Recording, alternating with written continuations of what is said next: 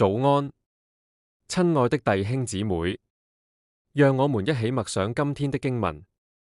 5月9日，星期六，在萬國中述說他的榮耀。詩篇96:3。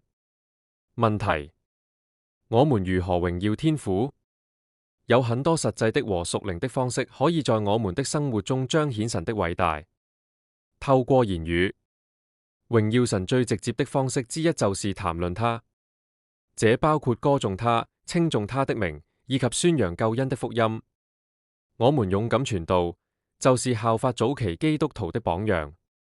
用財物，詩篇96:8說，要將耶和華的名所當得的榮耀歸給他，獻上禮物，進入他的院宇。神的僕人一直以來都有用物質財富來榮耀神的傳統。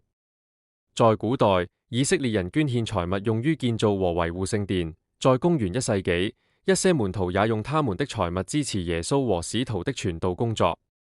此外，慷慨解囊和互相幫助也是榮耀上帝的有效途徑。在屬靈弟兄姊妹之間提供人道援助，也是榮耀上帝的強大方式。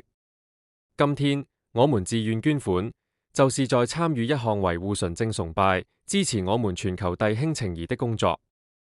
能夠用我們的言語和財物來榮耀耶和華，這是何等的榮幸！無論你捐贈的多少，在天父眼中，重要的是你心中的愛和樂意。你的忠誠和慷慨是你信心的活生生的證明。繼續閃耀光芒，分享這份希望，因為你的努力會帶給上帝極大的喜樂，也會祝福你周圍的人。祝你明天一切順利，願耶和華上帝賜福你。問候。